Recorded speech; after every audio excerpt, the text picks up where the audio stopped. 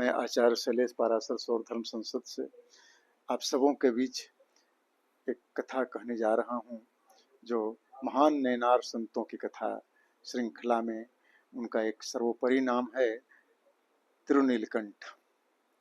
तिरुनीलकंठ एक सामान्य कुम्हार के घर में जन्म हुए। उस जन्म लिया, अपनी सामान्य अवस्था में जिंदगी व्यतीत करते हुए एक संतत्व की उच्च पदवी को पाया। यह परंपरा कहती है कि संतत्व कोई जाति, कोई ऊंच नीच, कोई अमीर गरीब की चीज नहीं है।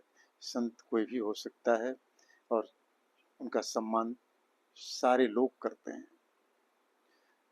कबीर हुए, नानक हुए, दादू हुए, तुलसी हुए, बहुत सारे संत हुए जो सामान्य गृहस्थ रहते हुए असामान्य स्थान पर पहुंच गए। ऐसे उच्च शिखर पर पहुंचे कि आज तक उनके नाम संतों की श्रृंखला में बड़े आदर भाव से लिया जाता है। तिरुनीलकंठ भी ऐसे ही संतों की श्रृंखला में है। वो चिदम्बरम में, जहाँ भगवान नीलकंठ का महान मंदिर है, तमिल क्षेत्र में चिदम्बरम का एक स्थान है। उसी स्थान में वो एक सामान्य कुम्हार के घर में जन्म लिए और उनका लालन पालन बड़े ही सामान्य ढंग से हुआ। लेकिन वे बचपन से ही शिव भक्त थे।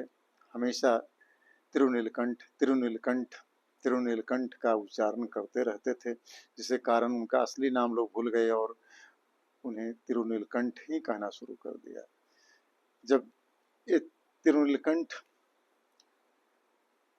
कुछ बड़े हुए, विवाहावस्था को प्राप्त हुए, तो उनकी विवाह, उनका सामान्य सा गृहस्थ जिंदगी में एक ऐसी सुकन्या, ऐसे पतिपरायणा स्त्री प्रवेश करती है जिसके कारण वे महान संतों की श्रृंखला में पहुंच गए।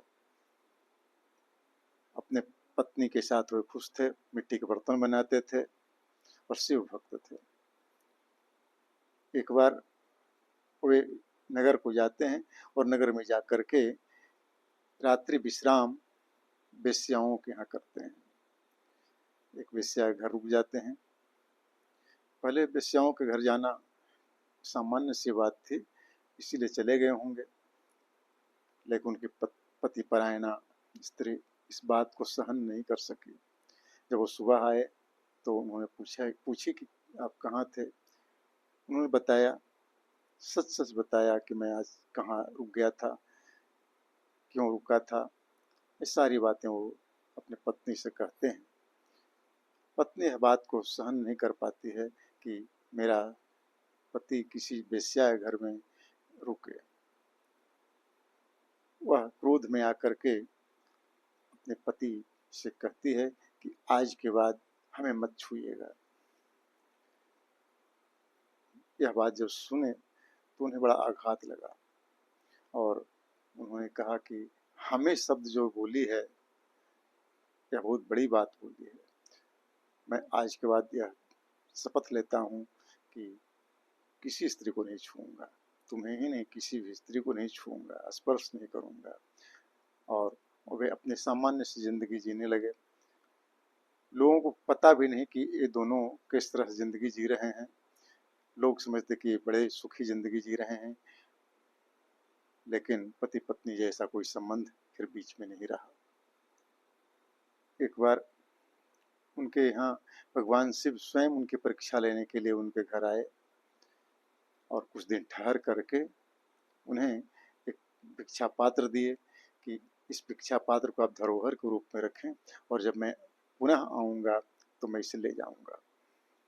भिक्षा पात्र रख लिए और रखने के बाद भूल गए। कुछ दिनों के बाद जब संत आते हैं, भगवान शिव स्वयं आते हैं संत रूप में, तो भिक्षा पात्र की मांग करते हैं। भिक्षा पात्र घर में बहुत खोजते हैं लेकिन उन्हें मिलता नहीं है। इससे बड़े दुखी होते हैं। उन्होंने सोचा कि भिक्षा पात्र नहीं मिल रहा है तो एक नया भिक्षा पात्र अपने घर से दे देते हैं, और उन्हें एक नई भिक्षा पात्र ला करके दी। लेकिन जोगी कहे कि नहीं, संत बोले कि नहीं, यह भिक्षा पात्र नहीं लूंगा, मैं वही भिक्षा पात्र लूंगा, तुम चोरी कर ली है। उनका कि नहीं, चोरी नहीं की है। मामला न्यायालय में गया। न्यायाधीशों ने दोनों पक्षों की बात सुनी और पक्षों की बात सुनकर के निर्णय दिया कि दोनों जल में डुबकी लगाकर अगर शपथ लेंगे तब माना जाएगा कि ये चोर नहीं है। दोनों ने स्वीकार कर लिया कि मैं डुबकी लगाऊंगा। डुबकी लगाने के दोनों उतरे तो भगवान जोगीराज जो संत के रूप में थे, उन्होंने कहा कि तुम पत्नी का हाथ पकड़ करके यह शपथ लो। उन्होंने सारी बात सुनाई कि नहीं, क्यों नहीं हम लोग एक दूसरे को स्पर्श कर सकते हैं। अपना रहस्य का उद्घाटन किया। इससे लोग बड़े प्रभावित हुए और कहा कि एक लाठी दिया जाए, दोनों एक दूसरे सिरे को पकड़ करके एक साथ डुबकी लगाएंगे। यही हुआ और दोनों ने डुबकी लगाई। डुबकी लगाने के बाद जब बाहर निकले तो उनका जो वृद्धत्व रूप होते जा रहा था वह यौवन में बदल गया। वो हृष्ट पुष्ट, कांति से युक्त, सुंदर, सुडौल, देखने में अति तेजस्वी दिखाई देने लगे। भगवान के शिव और पार्वती की कृपा से उनका कायाकल्प हो गया और उस दिन के बाद उनके अपराध को क्षमा कर दिया गया, क्योंकि वो शपथ ले चुके थे। और कहने का मतलब है कि एक सद्गृहस्थ, सामान्य सा व्यक्ति, एक सामान्य से छोटी जाति में जन्म लेकर के भी वो महान बन सकता है। संतत्व किसी की बपौती नहीं है, यह सिर्फ ब्राह्मणों की बपौती नहीं है। संत सामान्य से व्यक्ति भी बन सकते हैं और संतों की श्रृंखला में ऐसी बात हुई भी है। आप कई उदाहरण पढ़ सकते हैं, जान सकते हैं कि संत सामान्य घर में जन्म लिए, छोटे से जाति में जन्म लिए और महान बन गए। तो इस कहानी से आपको क्या शिक्षा मिलती है, आप हमें अवगत कराएंगे। आप अपना विचार अवश्य देंगे। लाइक करें, सब्सक्राइब करें और हमें प्रोत्साहित करें। आपका दिन शुभ हो, आप सुखी स्वस्थ रहें, आपका जीवन धारा संतत्व की ओर बहे, यही कामना है। जय भगवान भास्कर। हर हर महादेव।